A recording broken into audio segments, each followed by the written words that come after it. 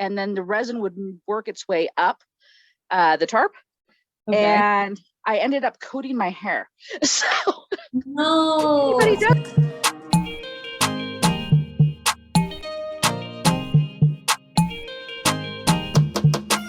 Hello and welcome to the Handy Women YouTube channel. I am your host, Geraldine Anello. I'm the founder of the Handy Women community, which you can find at the link below. It's on Facebook and has over 55,000 handy women. Our mission at Handy Women and on this YouTube channel is to empower women with tools. And to do that today, we're going to talk about upgrading a tiki bar with Andrea Rose. Hi, Andrea. Hi, how are you?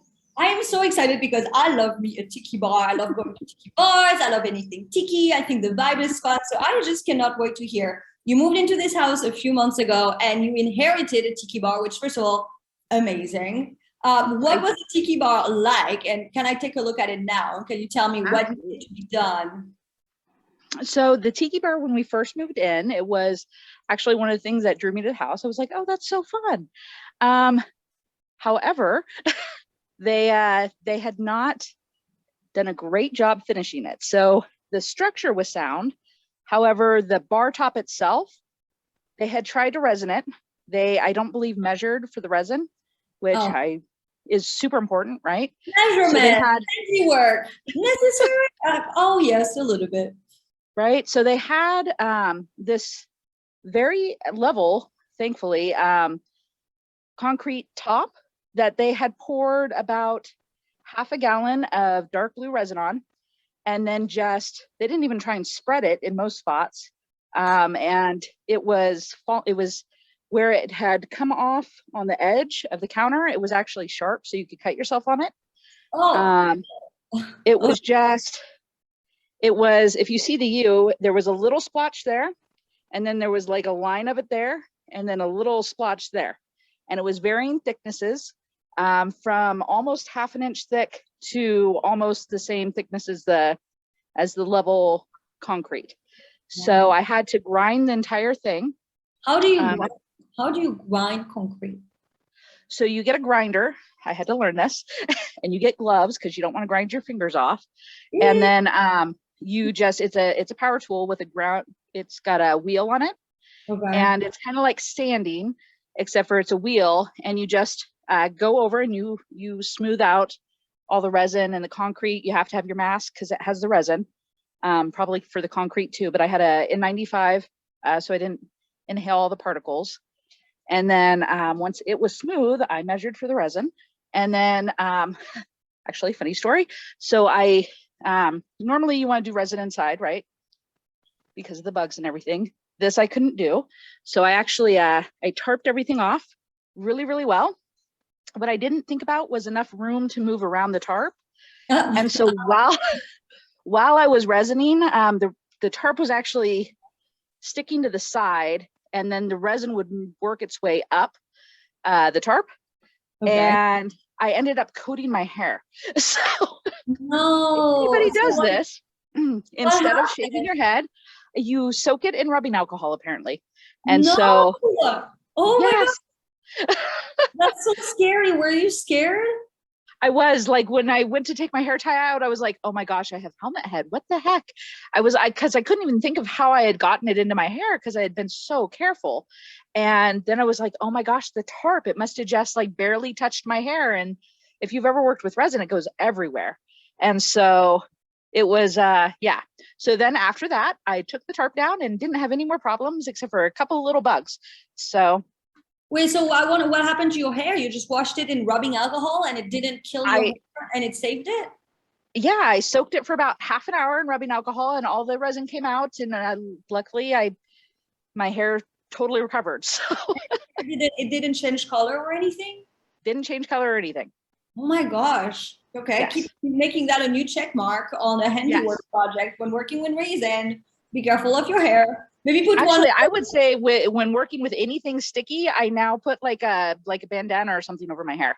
Oh, you know, like the bonnets they make for like taking a shower without wetting your hair. Yeah, right. Like that would be perfect. I just want to see more like handy women with like their hair bonnets on. Like, right. What I think about you know the poster from World War II, the I Can Do It poster. right? She had her little hair and her little handkerchief. So She there's a thought reason for that. she just looked so cool like that. But meanwhile, she did that for a reason. Right? And the So, reason, oh, but okay. So I have a question about grinding it. You mentioned when you did the grinding, it was on the side. What is it harder to grind next to a column to find the right angle, or does it go so strong that maybe like it could cut the column, or is that a pretty easy process? yeah, no, I might have actually, maybe just a little bit right there. You see? So yeah, you can totally, I mean, you could cut your finger off with one if you weren't careful. That's why I said wear leather gloves. Yeah. But I mean, essentially, so I had to do the sides, right? And then I had to do the top and make it level. There was also a huge, I don't know if you can see, crack where they had the wood and then the concrete. And so this was concrete and this was wood, and it just had separated. And so I did use grouting. I grouted it to fill it. And then I also had to grind that down to make it smooth. So what is it at this point? Is it wood? Is it concrete? Is it still a mix of both? What is going on? This is concrete and the edge is wood. And then, I don't know if you can see underneath. Uh-huh. Can you see underneath? Yes. So the very edge is wood. Yes. Yeah. And so you had to level it between the concrete and the wood. Correct. All right. How long did that take? The grinding took an entire weekend. So like 2 8-hour days and like one whole grinding wheel and a grinding wheel. Heavy? I mean, I imagine the grind, I've never used one. I imagine it's pretty heavy, no? It wasn't too bad, no. And once you get the hang of it, it's just like a belt sander. Once you get the hang of it, it's really not as scary as it seems. Okay. So you can actually do it for 8 hours and not kill yourself.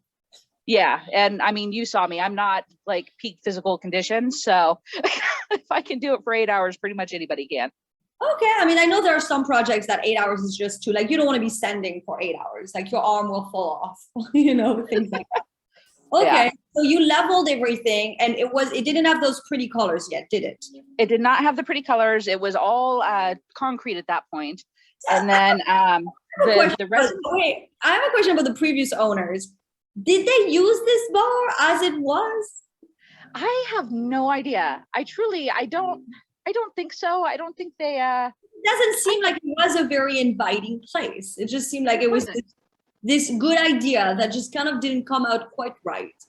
Yes. Well, and I joke with my husband that they instead of following YouTube tutorials, they only got like 20 seconds of TikTok.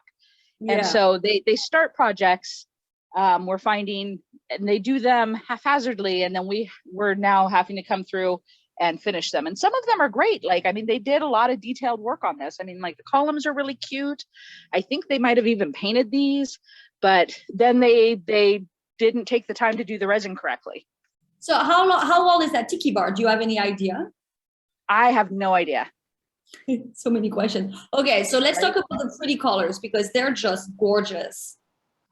And you have a cool effect going. It's clearly not just one color. Wow, what was your process with that?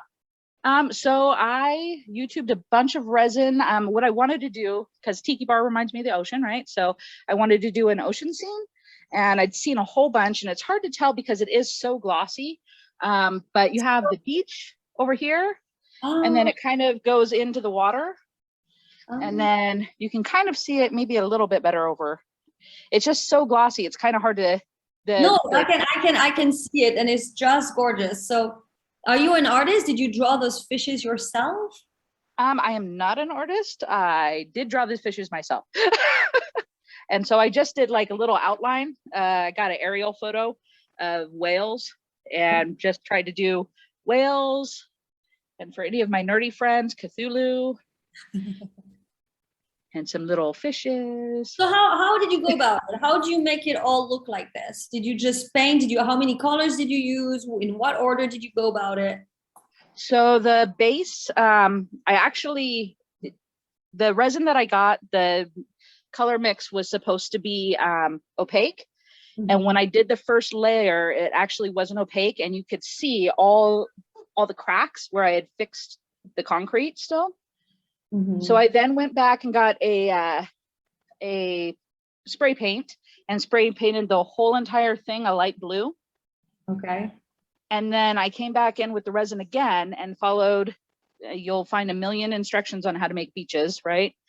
And oh, sorry, on top of the spray paint, then I did the little details. So I did the fish, I did, you know, all the little, I did like wavy lines. I don't know if you can see them, to kind of try and look like ocean, right?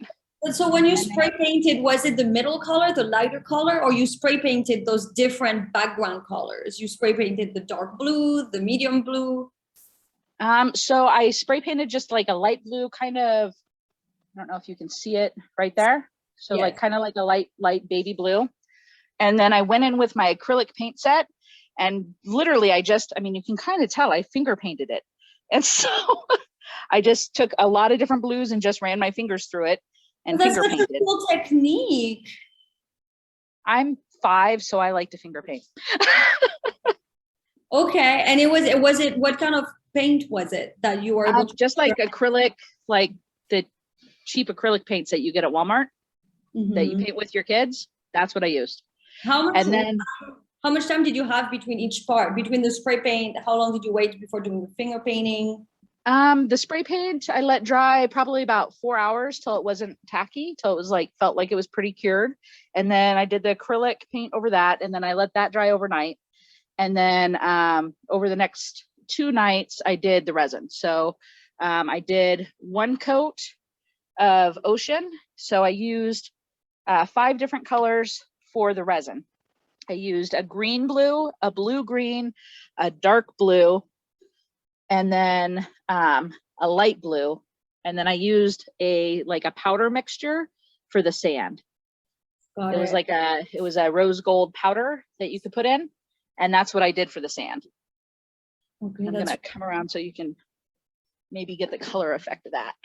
That is just, it really looks spectacular. It really does. So far, this is I'm most proud of this project. So I understand why. And how did it end up being so glossy looking? It's just the resin.